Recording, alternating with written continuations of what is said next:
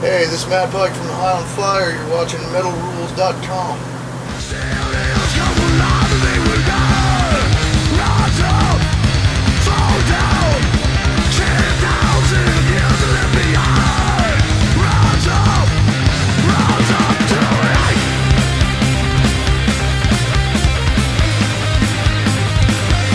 How you doing today, Matt? All right. So this past February, High on Fire released your 5th full-length album, Snakes for the Divine. Tell me about your personal highlights creating the new record and how the reception's been for the new material so far. Well, usually it's been really good writing with Jeff Matz. Like, I think he really came into his own. Like, the last record we did with him, he was kind of new and he wrote on it, but I don't think he felt as comfortable as he does with us now. So I got to, correspond with my bass player a little more than I have in the past with, other people that played with us. George Rice wrote some, and then we did one with Joe Preston, where Joe just came in and kind of got the music down.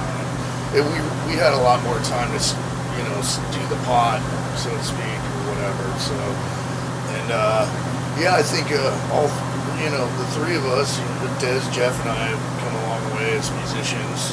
We keep honing our skill. And, we're really picky and anal about what we play, and we don't just put stuff together. It takes it's a long process of weeding out what's weak and what's, it's kind of Darwinism in a sense, or something. This whole thing, I just got into this weird conspiracy about, where the origins of our religions come from, where, the David Icke thing, where there's reptoids and Aryans that used to, that have crossbred with mankind and all that. So I got into kind of this weird theme mode wherein I just started writing, and I think it came out really good though. I mean, definitely one of the better things I've done in my life, for sure, to make this record. Yeah, I really enjoyed all the lyrics to High on Fire's music. Where would you say you primarily draw your lyrical inspiration from? Like anything, it's all sorts of conspiracy, the cult, religion, everyday life, my own personal demons, things like that. It all goes in there and gets mixed up, So on Snakes for the Divine, you guys worked with Greg Fiddleman, whose past credits include Metallica and Slayer. What was that experience like for you guys? Were you after a specific sound on the new record? Well, I kind of knew what I want, and I didn't really know Greg all that well at first, so I went into it a little apprehensive, I was just oh man, I know I'm going to butt heads with this dude or something. Then once, the two of us got to know each other, or the four of us got to know each other, it went really smooth, and I think it really added and really kind of brought the best out of us as far as performance, as far as arrangements go.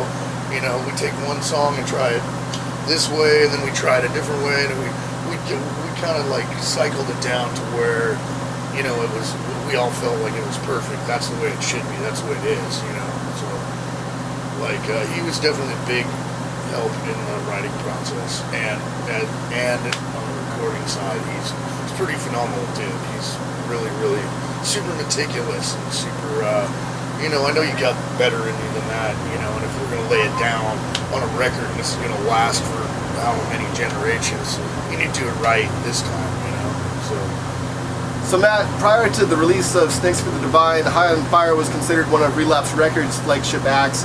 Was it a tough decision to make the jump to E1 Entertainment, and how has it been working with those guys so far? E1's been great.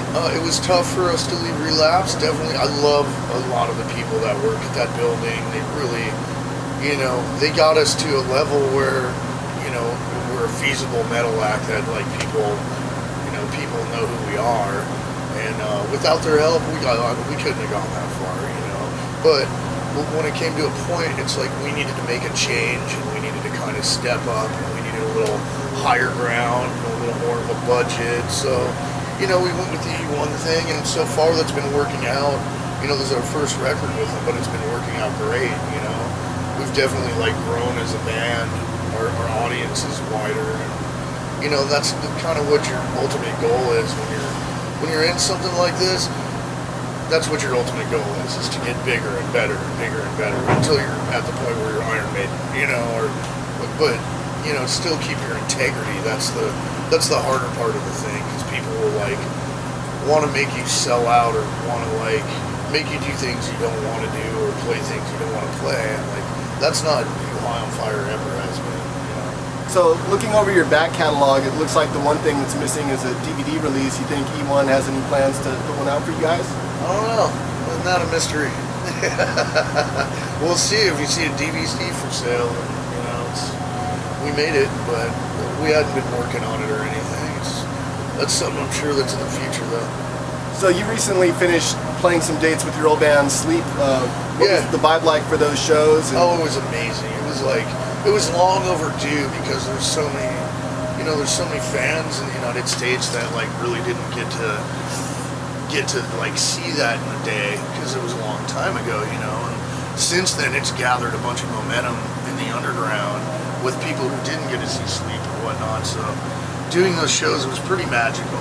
And just Al and Jason as people, just being able to play with them for me personally is they're amazing musicians, and they have their other things, and I have High on Fire, and my occasional other things. So it was really good to get together and correspond, and be able to take those Sleep songs and write a whole 2-hour set out of it and perform it every night. And it was really tough. We had a really tough schedule, but it went over like a dream. It was every person that wanted to see Sleep was pretty stoked, as far as I could tell. So it made me feel good to finish something up that I never got to really finish. Yeah. So I guess the question on a lot of people's minds is, where does that leave you in Sleep? Will there be another studio record? Right now there's no plans on that. No, I mean it's just kind of is what it is. It's there's no plans on a studio record. I got to work on another High on Fire record before I work on that. Same with Al. I'm sure he's got an Ohm record, a Shrine Builder record, and 4 other things to go. But it doesn't mean I'd never jam with those dudes again. It's magical when we jam together. So it's hard to answer that question, because there's nothing in the works. There's nothing going on. I think it'd be interesting to know how you originally got into heavy metal music, and who were the bands that mostly influenced your sound and as a songwriter and as a musician.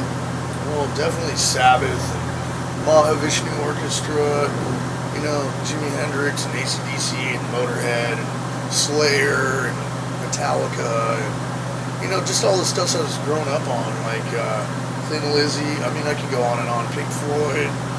I mean, just the stuff that was either in my dad's catalog, or I'd pick up, at the record store. I'd go in there and be all, Celtic Frost, who the fuck's that? And oh my god, that's so fucking good, that's what went into influencing my guitar work and my singing, I'd have to say.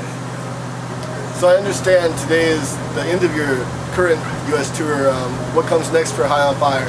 I go to Europe with Fear Factory, and then hopefully I can take some time off, and I can go on vacation with Brent Hines from Mastodon's a good friend of mine, so we were talking about going on vacation, and then after I get home from that, starting on a new record, and I think we have some Australian dates and some stuff in March, which I'm not positive. I can't elaborate on that quite yet, how that's going to work. It's just kind of in the works. So I'm just going with the flow. I'll just wake up and try to get myself ready to strap a guitar on and do my thing. Well, thanks so much for taking the time to talk metal with me today, Matt. Before we wrap this up, do you have any last words for your fans watching at home? Hey, thanks for your support, and come and see us, man. If you don't mind getting a black eye, from a riff, it's cool.